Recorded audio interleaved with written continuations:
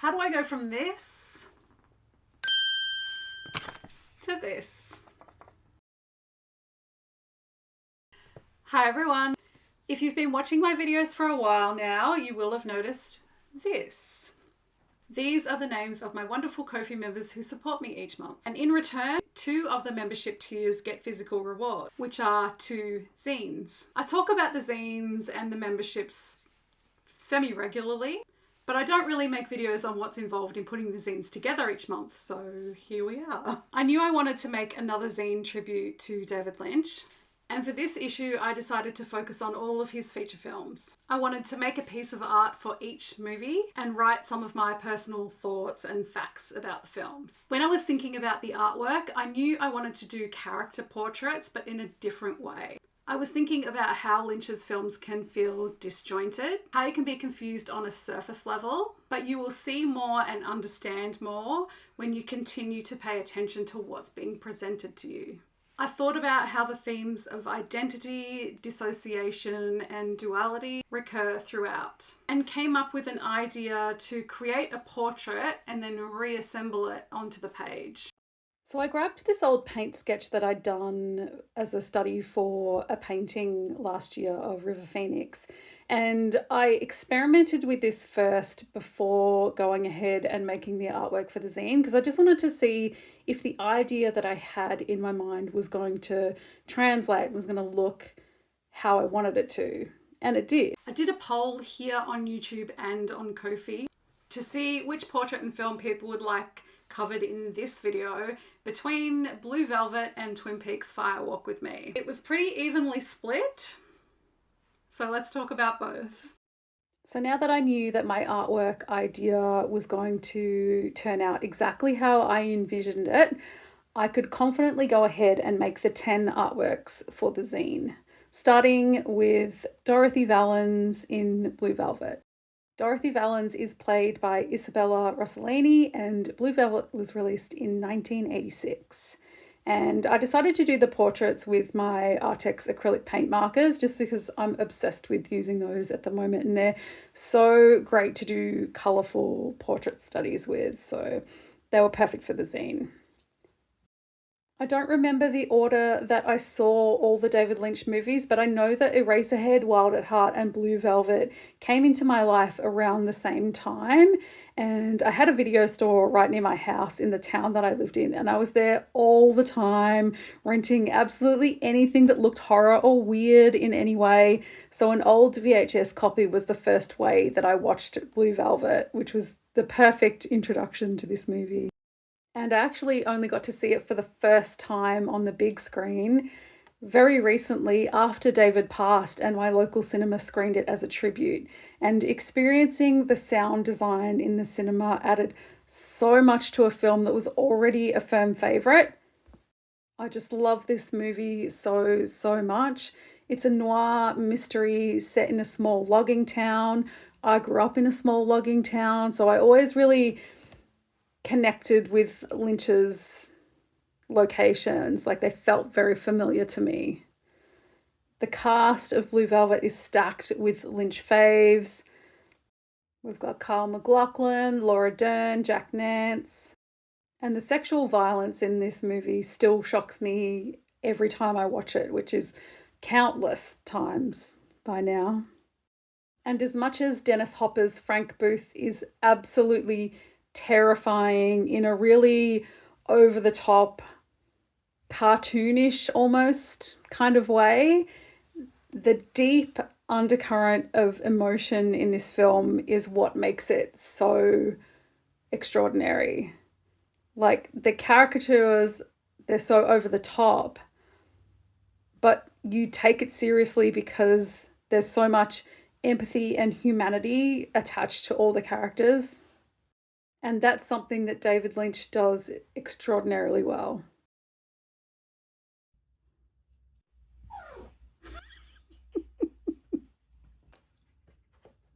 So after I finished the portrait in markers and added details in colour pencil and white gel pen, I went in and cut around the outside And I absolutely love this one. This one might have been my favorite that I did, actually. She's gorgeous.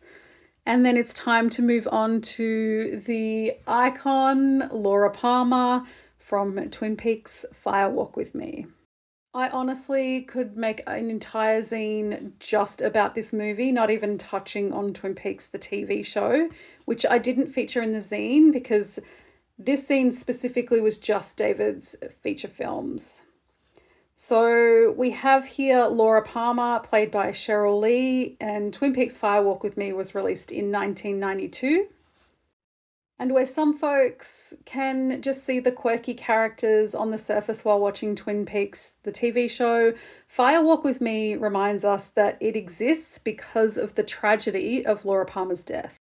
This movie documents her final days, and the portrayal of trauma is so visceral and so devastating. I don't think you can watch Twin Peaks, the TV show, without watching Fire Walk With Me. In my opinion, they're crucial. Fire Walk With Me was announced a month after the show was cancelled, and I always resonated with Twin Peaks on release. I was in high school when it came out, and I also lived in a small town known for logging. But it was watching Fire Walk With Me that I truly resonated with the character of Laura Palmer. Famously, Twin Peaks, the TV show, starts with her body being found. So we only get to experience her through the memory of other people. So with Fire Walk With Me, we really get things more from her perspective. It's so much darker in tone than the TV show, but it's absolutely essential to the entirety of the Twin Peaks experience. Absolutely love it. Now, once my character portraits were finished, I wanted to start creating the background. So this is a technique that I've used multiple times now. I like to get a disposable glove and just run my fingers through some paint and just smear it onto the page. I thought this would be perfect for the way that the portraits were going to look. I wanted it to be really organic and not perfect, but just like a vibe, like a mood. And I specifically chose colors that either related to the portrait or to the movie in some way. So that first one I did was for Fire Walk With Me, and this one is for Blue Velvet. Of course, we have the blue that represents the blue velvet, and then the red, which represents the red curtains when Dorothy Valens is singing her nightclub act. I left them to dry overnight, and now they are all dry, and it is time to slice up the portraits. So I knew that I wanted the eyes of each portrait to be a separate, like their own slice. And I knew that when I was assembling them onto the page that I wanted the eyes to be right in the center of the page. So I measured each piece to be 1 centimeter wide, tall, yeah, tall. And because all the portraits that I made were roughly the same size, 1 centimeter worked out to be a really good measurement to get the eyes into each piece and then have multiple slices to work with when I was collaging. Now, there was actually something quite liberating about spending all this time doing 10 full character study portraits and then cutting them up. It was so fun. I didn't expect that I would enjoy it so much. And I didn't pre-plan where the pieces were going to go. Like I said, I knew that I wanted the eyes to be right in the center of the background, but I sort of just went with how I felt at the time. I just went with my gut, went with the vibes, and popped them onto the background. And I'm really happy with how they all turned out. Although the Dorothy portrait maybe was the only one that I didn't really want to cut up because that was my favorite one. But I do like how the end piece turned out. And maybe we'll do another portrait of her another day. Maybe I'll do a proper painting of her. But yeah, so I just sort of put them down obviously in order of the actual portrait, but sort of staggered side by side. I don't know if I'm explaining it, but you can see it here. So we have Eraserhead, Elephant Man, June, Blue Velvet, Wild at Heart, Twin Peaks Fire Walk with Me, Lost Highway, The Street Story, Mulholland Drive, and Inland Empire. And once all the artwork was done, it was time to start writing. So I wanted to have the artwork on one side of the page and then a full page of text on the facing page. So I wrote a full page of just critique, my own personal thoughts and feelings about the movies and some facts. So you can read about that in the zine, and then it was time to scan in all the artwork. So I scanned in all the artwork individually into my computer, so then I would be able to add it into Procreate later on, but I'm getting ahead of myself. So what I did is once I'd finished all the writing, which took me a couple of days, I printed all of that out because I had this idea that I wanted the text to sort of mirror the portraits in a way. And the easiest way that I've found to keep track of where everything needs to be on the page is I just create a little mock-up and then I use post-it notes to mark what I need on each page. So there says hello, I've got all the names of the movies there, and then I number all the pages, and this is crucial later on because of the way that they're going to be printed. And you know what? This was time consuming, but this is the way that I like to make zines. I think I haven't made videos about zines because I really enjoy just sitting down, making them as much by hand as possible, and really being connected to them and immersed in it. I could just type the text directly into Procreate, but I like it being as handmade as possible. And I like when it's printed that you can see that it's cut out pieces of paper. That's just what my preference is. This is the way I do it most times, but not every time. And each month my zine is different. It's been a really great thing for me creatively because it's somewhere where I can mix photography with artwork, with writing, with collage, like everything that I do creatively fits into the zine somehow, somewhere, and I'm not locked into making a specific thing, and it really, really works for me.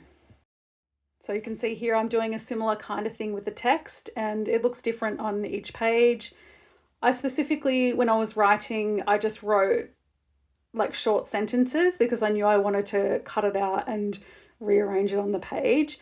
Sometimes it's a little bit diagonal and sometimes it's straight.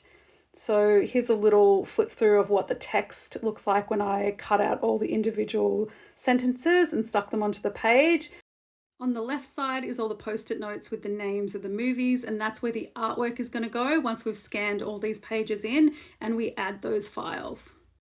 Finished this last night, putting all the text in, and Wild at Heart is going to be our centerfold, and I actually made the artwork landscape, but I wasn't sure because I could fit the whole piece of artwork, like the file, on the page like that. So when you open it up, that's just the artwork in the same orientation as all the others will be. But then that means the text needs to go on the artwork. And I'm just like unsure that it might be a bit too chaotic because this isn't even all the text. And I would have to place it around so you can still see the portraits. Or my other option is to put the file that way. Hang on, so Reading the zine, reading the zine. Oh my gosh, you've got so many interesting things to say. This artwork is amazing. Okay, reading the zine, get to watercolor, and then you can just flip it that way. Have the artwork there. And then all the text here. I think that might work better. I'm going to try that and we'll see how we go. On the back cover, I've just got the month that the zine was made and my details. And then on the front cover, I wanted the front cover text to give an indication on what was going to be happening on the inside. Now we scan in all the pages of our mock-up, which is why we have to number them. It's very crucial so we don't get confused later on. And watch Coachella, which was happening the weekend that I was scanning all of this. Then what I do is I import everything into Procreate. I found a royalty-free image of some iconic red curtains, and we know how much red curtains are so Lynchian. And like I mentioned, I wanted the cover to give sort of like a very subtle indication of what was going to be happening on the pages. So how I did those paint smears, I just did that with my fingers digitally onto the curtains. So it's not really obvious, but it gives like a little hint of a little something else happening. And after I had done that, I just wanted to import the file that was the text on the front and back cover and just cut that out and rearranged it on the page where I wanted it. Now, I'm not really good with Procreate. Like, I know the basics. I know how to do the things that I want to do, and there might be easier ways to do things, but this is just the way that I do things. So I've got a set canvas set up that's for the A6 double spread zine, and I just go into Canvas and add in the drawing guide so I can see exactly where right down the middle of the page is. So then when I add the file, I know what the even split is going to be, if that makes sense. I don't know if I'm explaining this well. Like I said, I just fumble my way through it. But once the text was in there, the text scanned page was in there, I could add in the artwork on top. And then I just go in and just clean up any little flaws, I guess. Sometimes there's little marks and I just want to like clean those up so that the artwork looks great. But that's the only adjustments that I really do. Y'all know I've got some fluffy cats, and you know, sometimes a piece of cat hair gets in the scanner. So I just go in and like clean up any artwork that needs to be cleaned up, add in those final touches, but that's really the only alterations that I do to the artwork. I was going to leave the text on a white background, but then I decided to add in like the paint smear on a layer underneath to add just a little bit of color, and I'm really glad that I made that decision. I think the pages look really, really good. All right, now that all our files are ready and converted into PDFs, we are going to head to Mix'em, and I've been using them to print my zines since issue 6. One of the reasons I decided to do my outsourcing of the printing is since I got COVID the last time, almost 2 years ago, I've had 3 numb fingers on my right hand, and it was really difficult to do the amount of folding and stapling that I needed to do each month. I decided to get one issue printed and see how it turned out as opposed to what I was printing at home, and I absolutely loved the results and I haven't looked back. I get them to do my zines every single month. So what we are going to do, you get tons of different options here. You can choose your quantity. We'll probably get 40 40, color printing, portrait A6. And you can also choose what kind of paper that you want, different paper weight, how you want it bound. And then we just want to add in our number of pages. So I think we have 20, and then the front cover as well. So yeah, cover finish. So you get lots of different options on how you want your printing to look.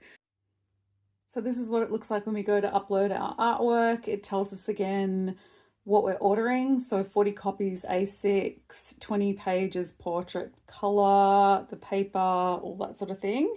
So yeah, let's get started on uploading our files.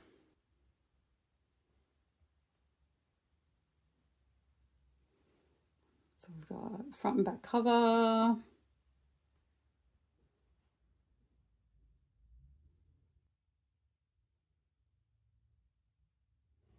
There we are, outer front cover, outer back cover.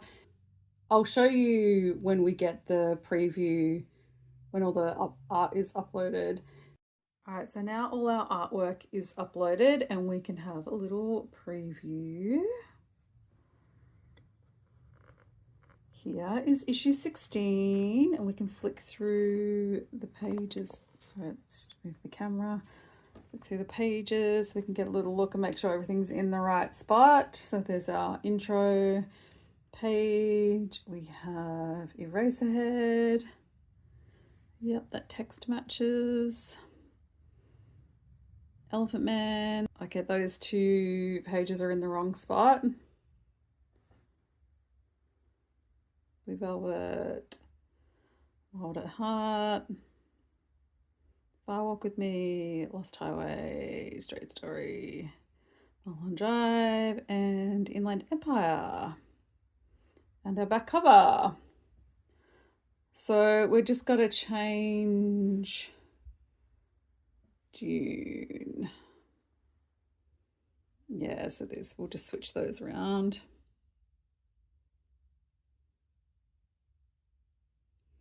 Perfect. Now that should work.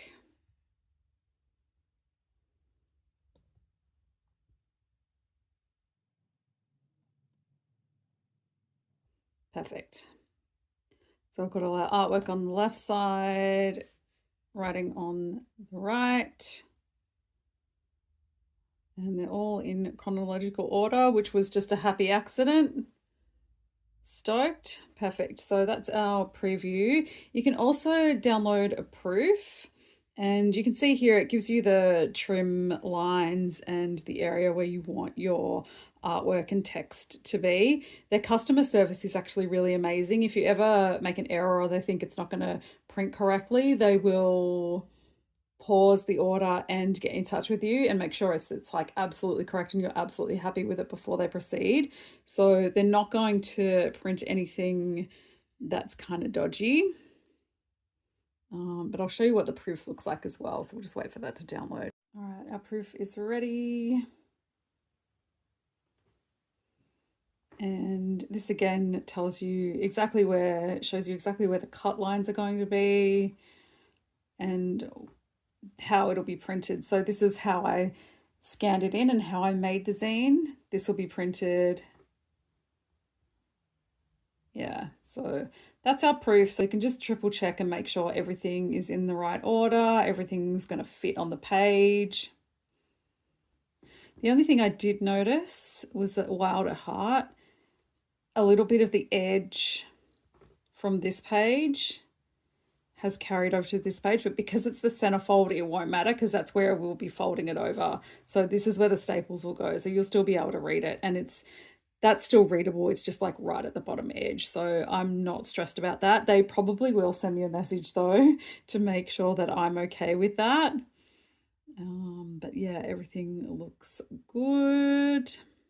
Perfect. Let's say yes and send off the files. All right, your order is confirmed, ready for production. So now we're just going to wait for these to arrive, and we're going to make the mini zine to go to my Ko-fi members.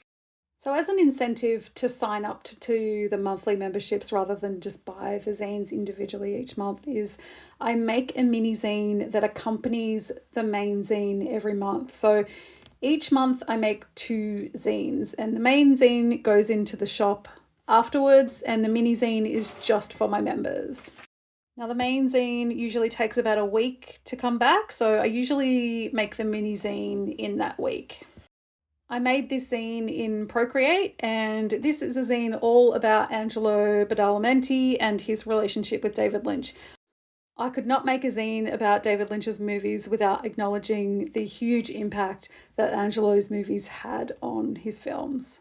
So this was a really cute one to put together. I love this mini zine.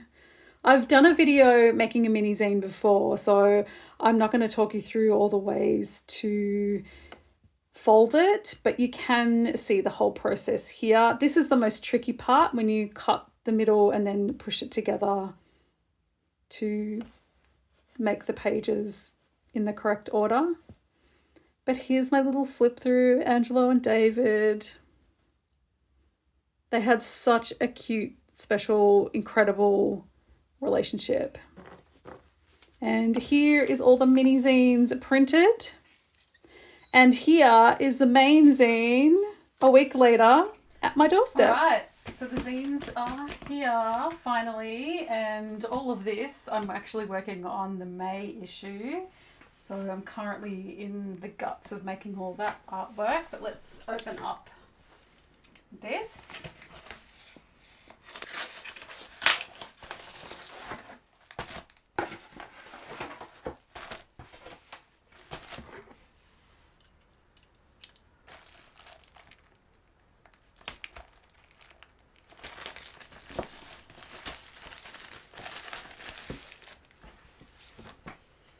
So here is issue 16.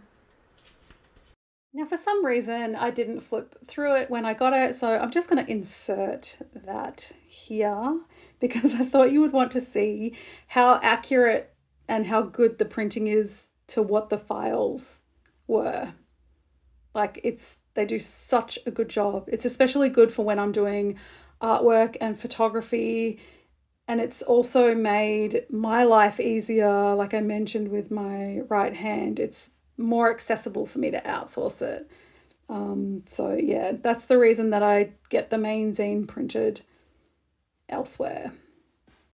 So the money that I get from the memberships each month pays for the printing and the postage, with enough for me to get a few copies spare that I put into my website shop. So good, so good.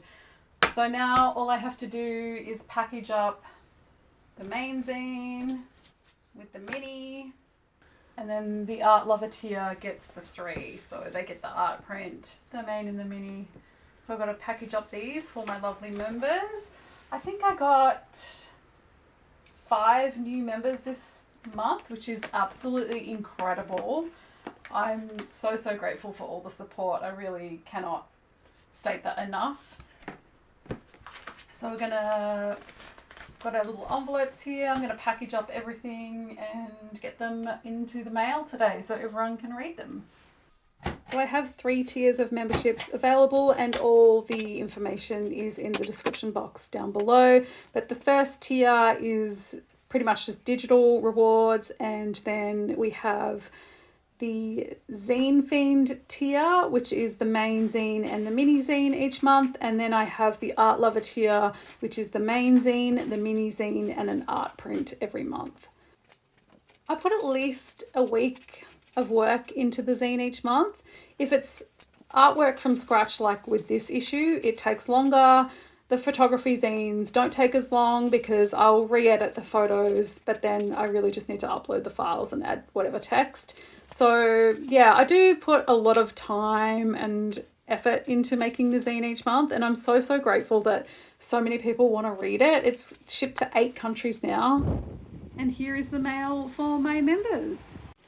Thank you so much for watching. Like this video if you liked this video, and consider subscribing to the channel for more art stuff. I hope this video has given you some more insight into how I make the zines each month. and what you can receive as a Ko-fi member on the 2 physical reward tiers. All the information on the memberships is linked in the description box down below, and it's a really great way to support me. I post them worldwide, and your postage cost is included in the membership cost each month. If you would like to get the zines individually, that is an option as well, just for the main zine, the A6 zine. After my Ko-fi members receive them as soon as it's published, I do put the remaining copies on both my website shop and Etsy. And issue 16 has just been listed, so it is available now. I also have all back issues from issue 6 onwards, so feel free to have a look and see what's available. I appreciate your support so much, and I'll see you next time.